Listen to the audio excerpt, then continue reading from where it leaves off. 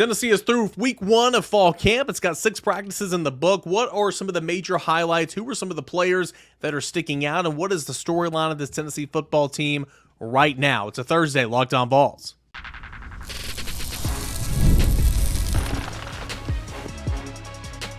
You are Locked On Vols, your daily podcast on the Tennessee Volunteers. Part of the Locked On Podcast Network, your team every day. Hey, good Thursday morning, everybody. Welcome into Locked On Vols. I'm your host, Eric Kane. Can't thank you enough for being here, making Locked On Vols your first listen, your first watch each and every single day. We've got a loaded show coming up. We got 2 guests. Josh Ward, who usually joins us on Wednesdays. He's going to chime in here today on a Thursday, so it'll be Ward Thursday instead of Ward Wednesday. It's coming up in segment number 3. We're going to hear the best from Rodney Gardner, Joshua Josephs, Caleb Herring. They had some really good stuff to say on Wednesday in the media availabilities. Probably one of the best media availabilities that we've had in the last couple of years, to be completely honest with you. I pulled some of the best quotes from each of those guys. We'll discuss those and hear from those guys in segment number 2. And then my boss over at VolQuest.com, Brent Hubbs, the best guy covering Tennessee Volunteers for like the last 20 years. He's going to join us here to talk about the first week of fall camp, some of the big storylines, all that and more here on a Thursday Locked On Vols. Big shout out to our friends over at Gametime for making the show possible. You can download the Gametime app, create an account, put in the promo code Locked On College for $20 off your first purchase. I'm Eric Kane. We are a part of the Locked On Podcast Network, where it is your team every single day. Appreciate you guys making Locked On Vols your first listen and watch every single day. Without further ado, let's get into my conversation with Brent Hubbs on week number 1, where this Tennessee football team is right now in fall camp. Hey, Brent, we're a little over a week into Tennessee fall football camp. Biggest observations, biggest takeaways so far through the first 6 practices? For me, it's just how different they are defensively when you look at them from a big picture standpoint, where this thing started with Tim Banks and where they're at from a talent standpoint.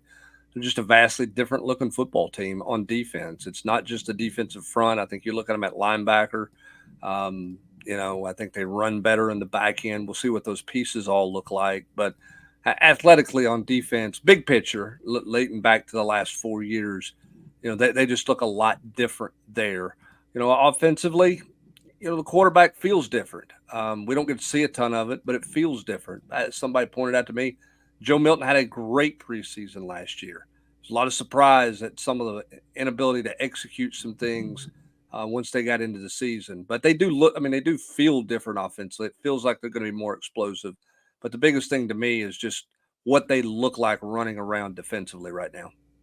Yeah, somebody asked me the other day, at this point in the preseason, like entering the year, which team was more impressive, 2022 or 2024? And you had Hendon coming back, and you knew Hendon was good, so I'm not taking that for granted, but they're just so much deeper, and it just feels like they're so much more talented now, a couple years later in the system, and that's just a credit for Josh Heupel and the growth and development, recruiting, scouting, and again, development that you're further along, and you are where you should be competing in this league. Yeah, I think if you want to specifically look at offensively 22 compared to where they are now, you felt better at quarterback. And that's not a knock on Nico. Nico just didn't have the experience. You knew Hendon Hooker had a great feel for this offense. You didn't know Jalen Hyatt was going to take a step. All the question marks that preseason was, is anybody going to help Cedric Tillman? Is he going to get any help? Brew McCoy wasn't eligible. The NCAA was dragging their feet on that ruling there. Were they going to get any help to go with Cedric Tillman? We all talked about Jalen Hyatt was different, but he had to go prove he was different, right? So I think there were more questions about the offensive depth and playmaking ability on the offensive side outside of the quarterback position than there is right now. Now, it turns out you didn't have those questions about 4 games into the season, right? Because then coming out of that Pitt game and then moving forward, Jalen Hyatt really took off, and the top came off that offense. But there were some offensive question marks, particularly at the skill position, as to how explosive they were going to be that year. Turned out you could argue that's the most explosive team Josh Heupel's had at any point where he's been in his career. Talking about defense a moment ago and how impressive this group looks coming in. A lot of questions. It's a new look secondary. We talk about that all offseason. You're already coming in with a ton of questions. You lose a projected starter, and you and I agree, one of your best 5 in Jordan Thomas. So I'm not trying to downplay that and say that that's nothing, but it's like there were still a ton of questions. There's still a ton of questions, right? You just got to find a way because you're not going to have Jordan Thomas's services this year.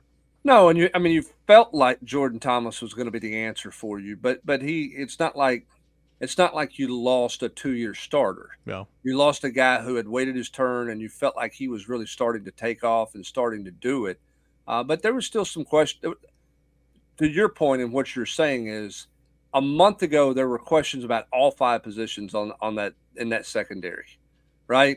Does Jamad McCoy, does it translate what he did at Oregon State? Does it translate to the SEC? You feel confident it does, hasn't done it. Ricky Gibson got limited playing time last year. You love his skill set. Is he ready to become a big timer? Right? Jordan Thomas, he did some nice things. Is he ready? Right? Safety, still got questions. So you were questioning all 5 positions in July. Okay? You're questioning all 5 positions on August of 8th, 9th, 7th, whatever day we're at this point. I can't keep up. It's fall camp. But you still have questions about all 5 positions to a degree. And I just think it's going to be that way until you play football. James Pierce was Batman. Tyler Barron was the Robin to that Batman last year. Had his best year here at Tennessee. Of course, he's no longer here. Who's going to be that Batman that's critical, or who's going to be that Robin to the Batman for James Pierce to kind of make it go and, take some eyeballs off him a little bit, or maybe take advantage of those double teams on the other side of the line of scrimmage? Well, I think it's a little bit different, and I say this because I think Robin this year might come as a true defensive end and not as an end sliding inside. You go back and look at Tyler Barron, a lot of his production in the pass rush stuff came in the Rabbits package where he had slid inside, and they were playing 2 Leos out there. I think they don't have that, but I think they're going to be better at combined at both Leo positions. I think they're going to get more production out of the Leo opposite of James Pierce in the Rabbits package than it did a year ago, because I think Joshua Joseph's, he's more talented than where they were a year ago at that position. I think Caleb Herring's got a chance to be a really good player. I think the question for me is, who is the slide-in guy for the Rabbits package, and can that guy be productive to some degree comparable to Tyler Barron in terms of pushing the pocket, creating a sack for James Pierce, creating a sack for themselves? I mean, like or dislike Tyler Barron was productive a year ago, and he made people around him be more productive. Who is that guy that slides inside that can really push the inside of the pocket and get in the quarterback's face? I think that's going to be interesting. Is that Tyree West? Is that Dominic Bailey? Is that Tyree Weathersby? Do they not slide a guy inside and they replace him with a Leo and they play, Hobbs in there and some different combinations? Or is it Jason Jean? I mean, I don't know who that guy is going to be. We knew who it was a year ago in Tyler Barron, and he was good at it. Who's that slide-in guy going to be? I think production-wise, the other Leo opposite of Pearson third down pass rushing situations will be more productive, but will they get that interior production they got a year ago? So go wide receiver. Dante Thornton had a great spring. Mike Matthews had a great spring. Both of those guys have been a little limited. Chris Brazzell was a little slow to the party in spring, but he finished strong. He's been great this fall camp. Feels like outside of Brazzell, though, a lot of talks on Chaz Nimrod. Do you think the versatility of Chaz Nimrod, being able to play outside, inside, is going to help him see the field a lot more this year than last year, even when he was forced into action? Yeah, I think so. I mean, I think Chaz has taken a real step. I think that's a product of being forced to play last year. And we talk about this all the time with coaches. Sometimes they're a little reluctant to play those young players. But I think once Chaz Nimrod got a real taste of it last year, coaches can tell you all the time, you need to do this, you got to be stronger, you got to be this, you got to be that.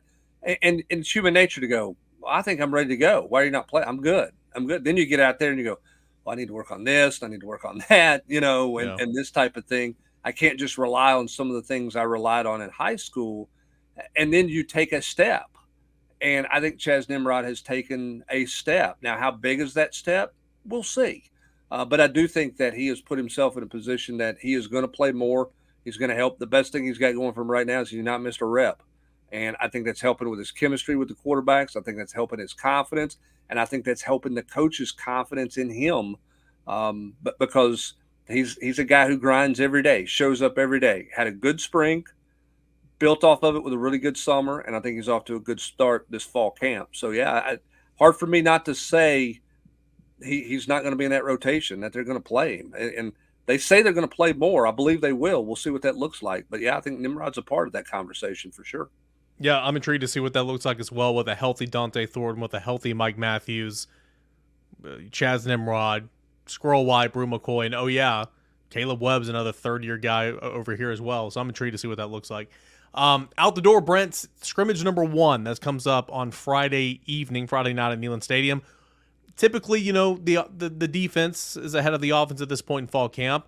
What do you want to hear? We don't get to watch. What do you want to hear? What needs to be said, I guess, for Tennessee in this first scrimmage? Offensively, defensively, what needs to happen for this team to take a step or to be right on pace where they should be? Yeah, for me, it's two things. One, it's what do they look like at running back? Because I don't know that you're gonna give Dylan Sampson any work, right? So what do you look like with Bishop? What does Peyton Lewis look like in his first scrimmage work against a really quality defensive front? So what do they look like at the running back position? And then in the secondary, to me, it's about what does Boo Carter look like? Now, I know the safety question is still out there, and it's not going to get answered. I don't think the star position is going to get answered, but I think this is a big opportunity for Boo Carter to show, the lack of mental bust that he is advancing through learning this defense, to continue to give the coaches confidence that he can handle the mental workload that it's going to take to replace Jordan Thomas at the star position. So running back for me, and defensively, Boo Carter. Now, there'll be other storylines, but those are the two that I go into that I think there's some questions that you can start to potentially get some answers to when you start playing football without a coach being back there in the secondary helping you get lined up, and when you put the ball down and you're playing 11-on-11 football in that running back position, you got to have blitz pickup, you got to have pass pro, you all the things you're being asked to do as a running back. That's not a controlled 11-on-11, because Josh Heupel, they like to put the ball down and go play in a scrimmage. There's not a whole lot of handcuffs. Hey, Tim, you can't do this, you can't do that, and vice versa. Tim can't say, hey, don't go fast, don't do this. I mean, it's football, and we'll see how those guys handle it. Gametime is the app. It is the place where you can buy last-minute deals. You can buy tickets with great deals for the event in your area. It can be a sporting event. It can be a concert. It can be a comedy show. It could be a monster truck rally. Whether here in Knoxville, it's at Lindsey Nelson Stadium, the Bijou Theater, the Tennessee Theater, Thompson Bowling Arena, the Food City Center, or Neyland Stadium. Buy these tickets over on the Gametime app, where you can experience the last-minute deals where you can save up to 60% off by buying last-minute for sports concerts in your area, flash deals, zone deals, all-in pricing, seat views where you can see exactly where you're going to be situated and seated before you purchase those tickets. Lowest price guarantee, where Gametime, they're going to credit you 110% of the value if you find a cheaper ticket in the same section than you can find on the Gametime app. So many things. Plus, the Gametime ticket coverage, where your purchase is covered with the most flexible customer service policy in the ticketing industry. All that at the Gametime app. It's on a safe, secure, easy-to-use app. Download the Gametime app today for free. Put in the promo code LOCKEDONCollege. $20 off your first purchase. Again, redeem code LOCKEDONCollege. $20 off. Download Gametime today. Last minute tickets. Lowest price guaranteed. All right, thanks so much for making Locked On Vols your first watch, your first listen here today. Check out Locked On College Football. Take Locked On SEC. Make that your second and third listen and watch here today. Football season is almost here. I can hardly stand it. I'm really, really, really looking forward to it. All right, so the emphasis on Wednesday from fall camp and, of course, the media availabilities that followed, it was the defensive line. Rodney Garner got up there and he spoke. He kind of set the table, where his defensive line group is right now. There's so much outside praise. There's so much anticipation. There's so much talk about how this defensive line is going to be one of the best in the SEC, one of the best in the country. But hey, hold on. Not according to Rodney Garner. Give this a listen. Who's praising? I'm not. So we just try to block out all the outside noise. The one thing about it, when you look at that film, when you study it and you come in there every day and you really look at it, and you got to be your own biggest critic, and it's no different from me as a coach. Every day that I'm going out there on that field, I'm working to be a better coach today than I was yesterday. Same thing that they're working for as players. And, we all have a lot of room that we need to improve in a lot of areas. If they're going to heap this kind of stuff on you, then you got to prepare for it. And that's the thing. Like I told them, man, this is not going to be easy. To whom much is given, much is required. So we've got to prepare ourselves to go out there and be able to play at a championship level, and that is the challenge every single day. I mean, you want to talk about consistency? Like, Rodney Gardner is the poster boy for consistency. He is the model of consistency. And that's what you want. I mean, as a player, say I'm a coach. If I was coaching up a player, I don't ever want a player to think like, oh, I've arrived. Oh, look at all these steps I've made. Oh, look, man, we're going to be so great. We're going to be so great. No, you better get out there on the practice field, and you may be an All-American. James Pierce, All-American. He's going to be out there on that practice field working like he's a true freshman, early enrollee every single day, knowing like, hey, I've still got so much more I can improve on. So Rodney Gardner, doesn't matter if he's coaching a defensive line full of All-Americans, doesn't matter what all the outside people like me are saying about his defensive line and how great they're going to be. He said it there at the beginning of that clip. Hey, I'm not praising him. We got work to do. And he's always been like that. He is. And I'm not saying that William Minge doesn't know that there's steps to take with his linebackers. And I'm not saying that he's saying that, hey, you guys have arrived whatsoever. But Rodney Gardner is the opposite of what William Minge is. Everybody's going to Canton. Everybody's going to be in the Pro Football Hall of Fame after hearing about the linebackers last week. And then you think this defensive line is just full of guys that can't play. You tip your cap. That's Rodney Gardner, man. That's Rodney Gardner. All right. So I thought that was really, really cool. The question was essentially, what do you think about all the praise? He's like, praise? I ain't praising him.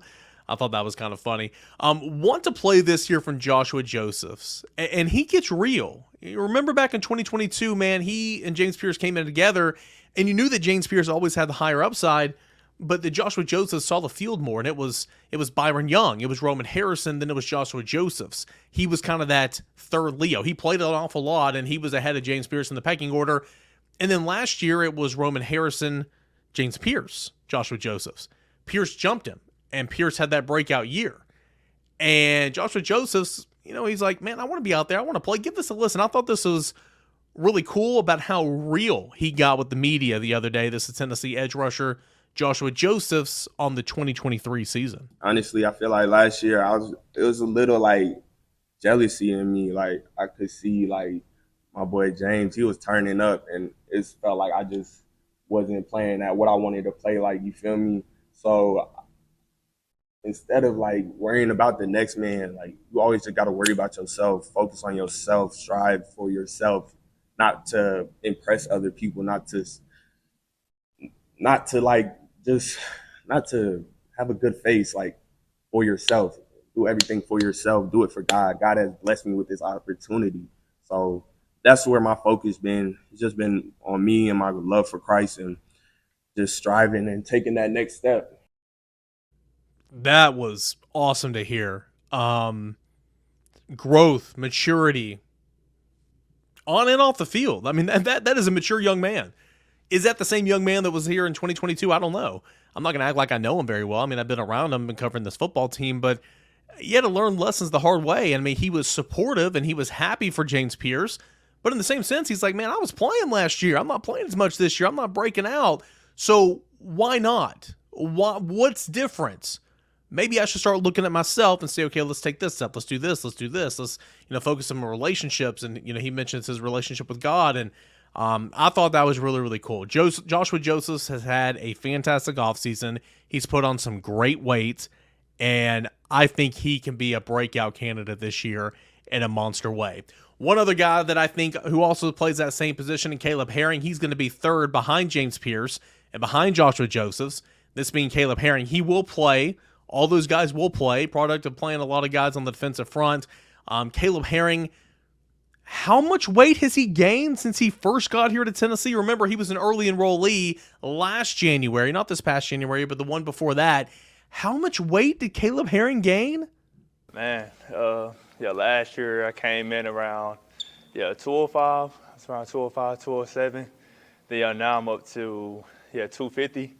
So I put on around 45 pounds. The highest I got up to was around 255. But I'm just still trying to get adjusted to the weight. And I've been feeling good. So like a fall camp. Like a fall camp because you know how that goes. Like you lose a lot of weight and stuff. So like fall camp, I'm like around like 245 right now. But like when the season comes, I'm trying to play around 250. Well, I'll say like my frame carries it well. So like it really hasn't been much of a difference. I'll say like whenever it came to like conditioning, I remember that my first week of conditioning, it was a little challenging, like trying to get used to it. But then it's just like, after that first week, I got adjusted and it was pretty good. So he's gained 45 pounds of good weight, of really good weight. He's up to around 250 right now, 255, of really, really good weight since he's been here at Tennessee. Just goes to show you that these nutritionists, these strength and conditioning coaches, they know what to do when given a really, really good basis to work with, if you know what I'm saying. So I thought, him going into detail about how later on, I don't think it was in that clip. If it was, I do apologize. But he was like, I'd wake up, drink 2 shakes, practice, drink 2 shakes, eat lunch, drink 2 shakes, mid-afternoon, drink a couple of shakes, dinner, drink some shakes, before bed. He was drinking protein shakes all day long. Thought that was really, really cool. A lot of great stuff over at VolQuest.com on Tennessee's defensive line. If Rodney Garner's not going to praise him, I will. This defensive line is going to be really, really good. What does Josh Ward think about this defensive line? What does Josh Ward think about Tennessee through the first, we'll call it week and some change of fall camp? That's coming up next for Ward Wednesday on a Thursday right here on Locked On Vols. Stay tuned.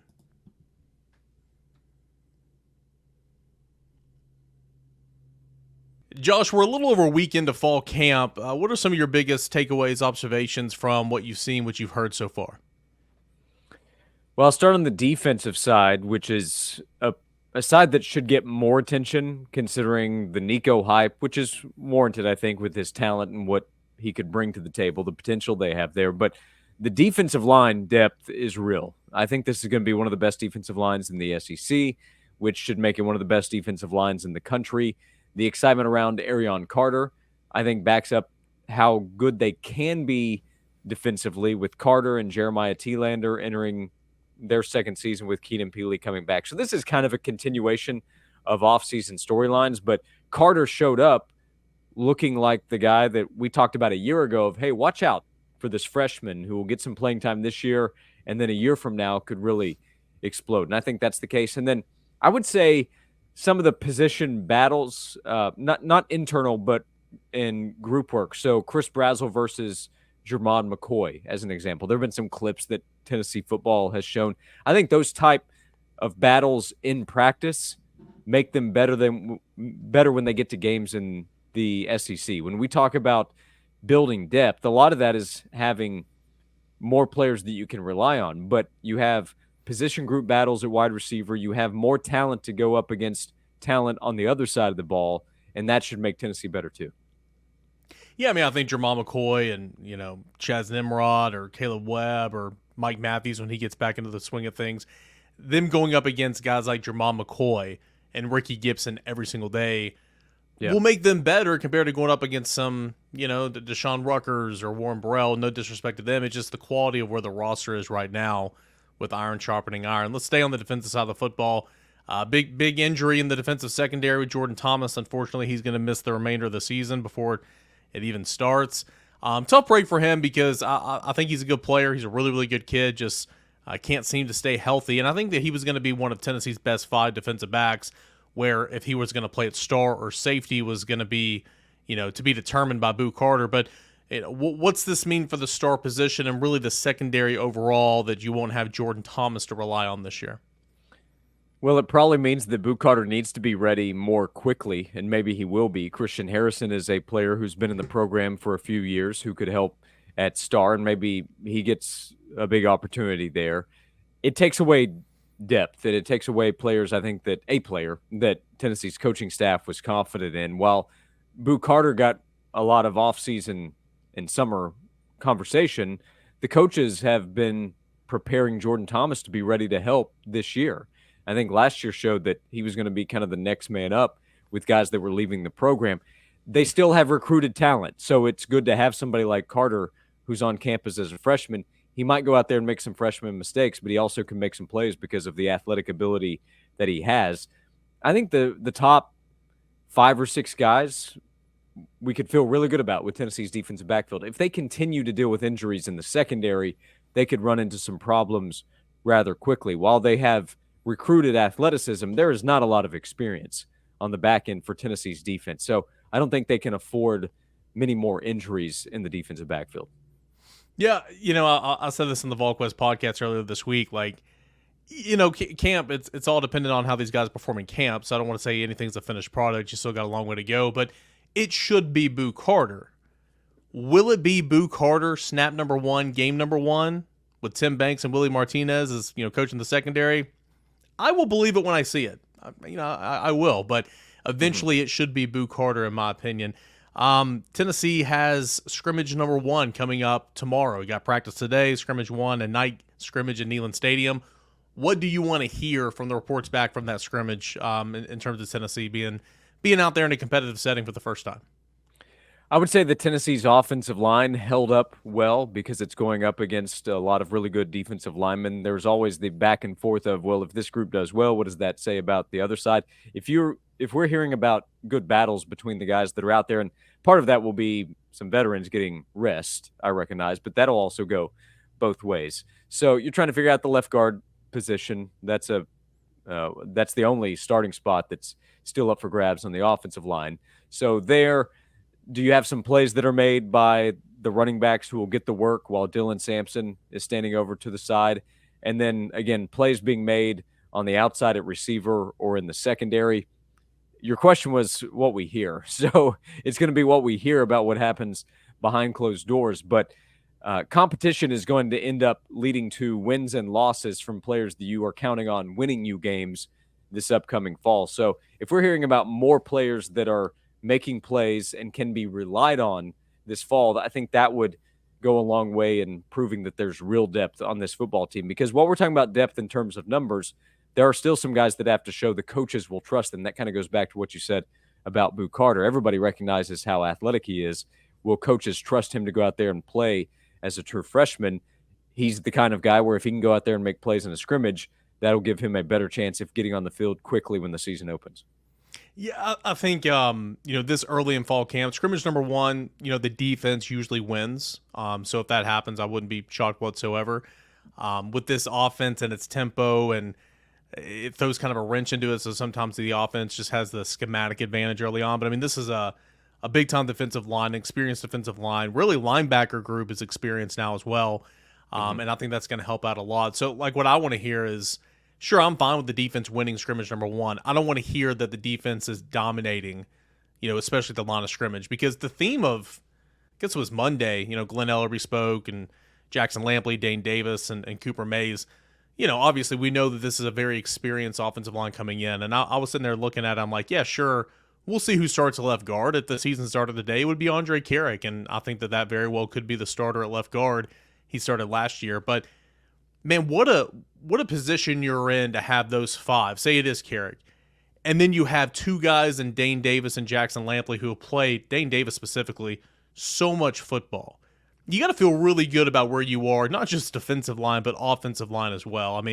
You win games in the trenches. A lot has changed in football, but that stays true. You win games in the trenches, and Tennessee is positioned really well, not just defensive line, but offensive line as well. Yeah, if they can figure out the left guard spot, they feel really good about the other 4. You're right. They're talking about veterans. So if Carrick's able to beat out Lampley, he's beating out a guy that's been a part of the program for several years. But you have some older guys who can be backup options, and there would be a drop-off at tackle if they lose Hurd or Campbell. There's a reason that they are the starters. But Tennessee's been in worse positions with its starters, let alone the backup positions we're talking about here. And then what if some others emerge either here in the next couple of weeks during camp or as the season goes along? Like Larry Johnson was starting to get a little bit of buzz during the spring and summertime. So as another potential option at tackle. And then those second-year guys, we'll see how they perform. The backup center spot is a question for if something happens to Cooper Mays. So they should feel really good. Having Cooper Mays and Javonte Spraggins come back, John Campbell as well, for his 7th season. A year ago, Tennessee was not able to count on that. They didn't know that was going to happen. So to have those guys back, that brings back a lot of experience and allows the other players a chance to kind of fill a role as opposed to, I mean, they would have had to just go into the transfer portal, right, to find guys. And maybe you would have found some good players, maybe not. They don't have to worry about that right now. So I think Tennessee should feel really good about what they have as a starting group, and then they have the potential to be in a good spot with depth, which they'll probably need at some point. Everybody on the offensive line dealt with injuries at one point last year. So you have to count on that happening at some point this year. Yeah, and I think the question is, you feel really good about Dane Davis being your backup tackle. Say Lance Hurd were to go down, I bet they shift John Campbell over to left tackle where he played last year and where he played at Miami a little bit, and then Dane Davis would go in there right tackle. That fourth tackle, very much a question mark. You mentioned Larry Johnson, and I think he's made great strides. Would they have the confidence to play Larry Johnson against Alabama, Georgia? I don't know. We'll have to see. But I think a lot of teams around the country with this era of the transfer portal are going through the same things. I mean, Lance Hurd was a great backup option at LSU. He comes to Tennessee to play, instead of sitting behind 2 NFL tackles. So I'll be intrigued to see what that looks like. Bottom line, Nico's got about the best situation you can be in. Veteran offensive line, and then the security blankets of guys like Brew McCoy and Squirrel White. Not even talking about the playmaking abilities of Chris Brazzell and Dante Thornton and some of these other guys. The security blankets in a Cooper Mays, a Brew McCoy, and a Squirrel White, man, that's picture perfect for a young starting quarterback. Yeah, Brew coming back is big, I think, for Nico. So Brew and Cooper Mays coming back at center.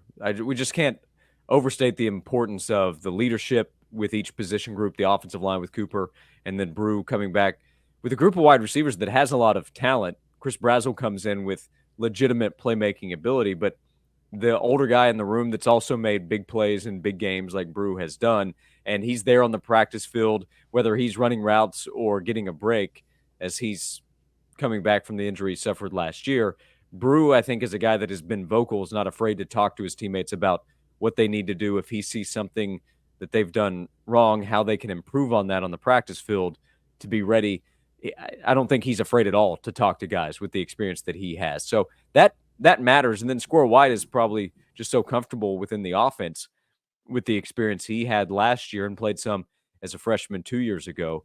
And then the competition they have at wide receiver didn't really exist a year ago. We've talked about that this summer, that Dante Thornton came in and he was going to play and still has a chance to this year, but he's going to have to earn playing time more so than a year ago because Chaz Nimrod has continued to develop. Webb's older now, and then a couple of freshmen come in to try to push for playing time. So that's another example of Tennessee being better off with internal competition to create real depth. We'll see if they can go out there and make plays, but Brazzell came in with a good amount of talk transferring in from Tulane. I think he has a chance to prove that that's real this fall. Yeah, you talking about Squirrel White a moment ago. He's a freak, right? I mean, he's a freak according to The Athletic, and he and James Pierce on that freaks list. Did you mention, I was going to ask you, what's coming up the rest of the week on the show. Did you mention Major Williams of Carson Newman appearing on that Athletic The Freaks list on your show the other day? A slide on my part. I did not, and I should have. I know. Yeah, what incredible bias on my part. Major Williams, safety at Carson Newman University, coming in at number 74 on the Freaks list. I talked about it here on Locked On Vols because clearly it's Locked On Vols / Locked On Carson Newman. Josh, getting closer and closer to the season, man. What can we look forward to on Josh and Swain? Yeah, we're talking football and a lot of it. So talking about what's going on this upcoming season, we got one poll earlier this week from the coaches' side. We'll have the AP poll next week. We have daily conversations, 12 until 3. We have the newsletter each Friday morning, which is free with a collection. I have to cut stuff out because there's so much going on right now with Tennessee football. So it's a good time. The month of August will come and go quickly. So enjoy this time where we get to project what will happen before the season starts up and ends before we know it. All right, that is going to do it here for this edition of Locked On Vols. Appreciate you guys for staying in and checking this show out with me today. Big thanks to Brent Hubbs and Josh Ward for joining us here today on the show. Plenty of conversation about Tennessee football. Scrimmage number 1, that's coming up tomorrow. We'll have plenty of a reaction right here on Locked On Vols from what we've heard from that scrimmage number 1. And I know it still feels like it's a little ways away, but the football season is getting closer and closer and closer, and I can't wait. You can watch us, listen to us, subscribe to us, download us, all this for free, us being Locked On Vols, wherever you get your podcasts, at Spotify, Apple Podcasts, wherever you get your podcasts, and of course, on Locked On Vols YouTube channel. If you're watching us on YouTube or listening to us on Apple or Spotify, and you're not subscribed to the channel, please go ahead and do so. That helps grow the show, get in front of more Tennessee fans, tell your friends as well. This should be your number 1 stop during football season every single weekday morning. Can't thank you guys enough. Be back again here on a Friday. This is Locked On Vols.